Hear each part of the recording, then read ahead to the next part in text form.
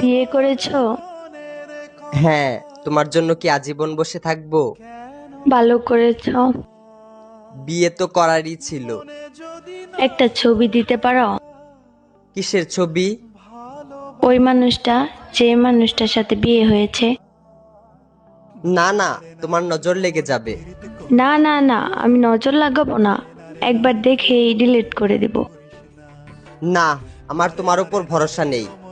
আমি ওর উপর কারো নজর লাগতে দেই না। তোমাকে আমার কসম, যদি আমাকে কোনোদিন ভালোবেসে থাকো তাহলে তার ছবি দাও। যে আখি জলে ওরে মন প্রেমের ব্যথায় বুকের খাতায় এইটা তো আমার ছবি। তোমার পর আমার জীবনে আর ভালোবাসাই আসে নাই।